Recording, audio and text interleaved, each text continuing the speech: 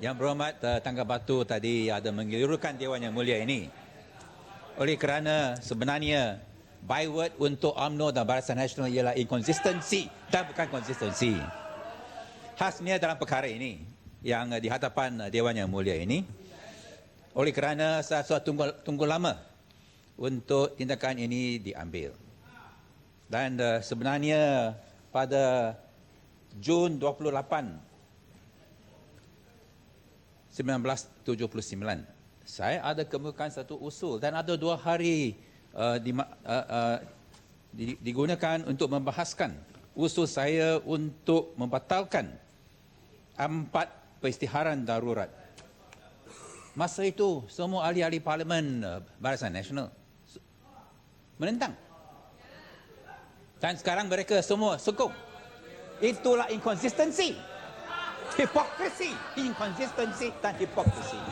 Dulu pun tak sokong Permatang PAU. Saya Sekarang menyokong. sokong Permatang PAU. Sama Saya lah. setuju dan Dulu menyokong Permatang PAU tindakan musuh. hari ini. Ya. Yang Muhammad Kota Belud ni dia tak faham sejarah. 79 saya belum ahli parlimen lagi pun. Dulu sokong Permatang PAU. Ya, Apalah. betul. Masa itu belum tapi yang amat Kita berhormat dengar Deputi Moral yang sudah berhormat. menjadi Sila, ahli parlimen teruskan, yang amat berhormat Perdana Menteri.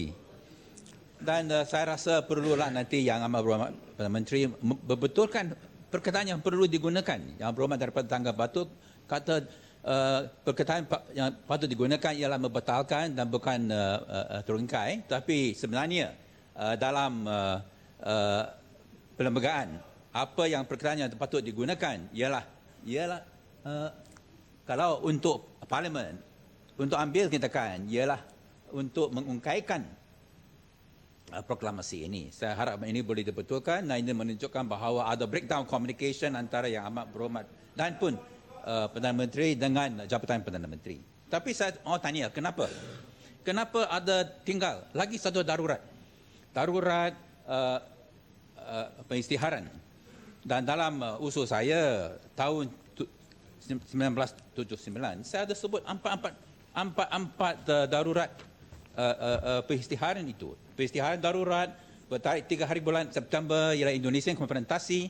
Pengisytiharan darurat 14 hari bulan September mengenai politik Sarawak.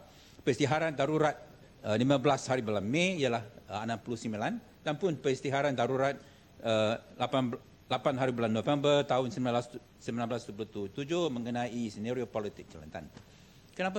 Dan dalam 70-an, tahun 70-an, 80-an dan 90-an apabila saya bangkit perkara ini, kenapa empat perisaran darurat tidak dibatalkan? Tidak ada sesiapa yang kata dalam pihak kerajaan bahawa sudah tinggal 3. Yang sekarang kata kita diberitahu sudah tinggal 3 bahawa peristiwa darurat Indonesia Konfrontasi sudah superseded oleh kerana satu kes tahun 1971. Adakah itu benar? Atau inikah satu pendirian yang baru? Khasnya bagi pihak peguam negara. Dan bila kerajaan ambil tindakan itu bahawa peristiharan darurat 64 sudah lapse. Mungkinkah apabila ada seorang peguam negara yang baru adalah pendirian yang berbeza? Saya harap dalam perkara ini kita boleh ada satu penjelasan yang tepat. Dan sebenarnya inilah kita pun perlu ada jawapan. Sungguh pun yang berhormat sendiri kata bahawa usul ini menunjukkan bahawa kerajaan bersedia untuk melakukan pembaharuan dalam undang-undang negara supaya ia selaras dengan kehendak semasa. Adakah ini bererti bahawa kerajaan dahulu, Perdana Menteri yang dahulu, mereka tidak bersedia untuk melakukan pembaharuan politik? Dan sebab itu adalah tsunami politik 308. Sebab itu adalah kehilangan majoriti 2/3 Barisan Nasional dalam tsunami politik 2008. Dan adakah langkah ini mencukupi untuk membawa satu political transformation supaya Malaysia menjadi best democracy in the world.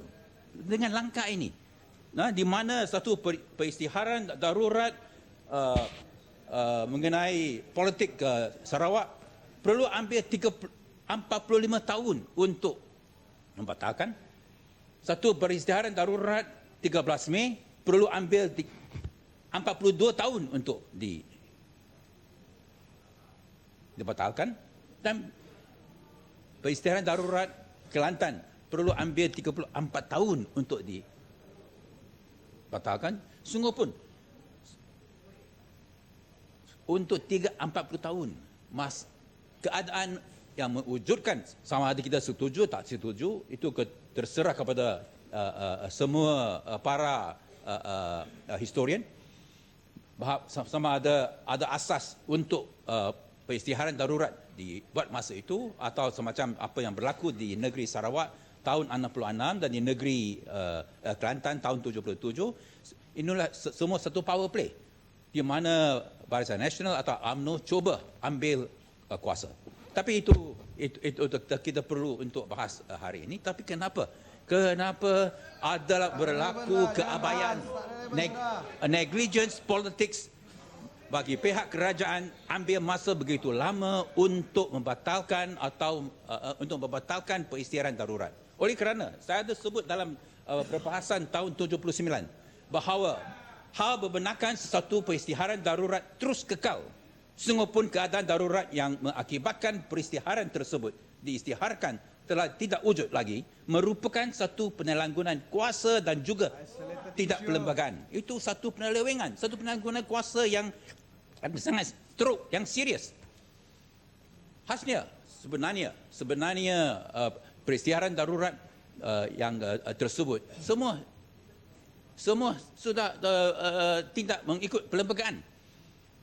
Kita tahu mengenai kes regulation security cases, peraturan kes-kes keselamatan di mana yang berhormat Glugo ada bawa kes mencabar kesahan kes itu sehingga Privy Council Teo Cheng Po, dan di mana Privy Council adalah buat hukuman keputusan bahawa security case regulations itu tidak sah, null and void.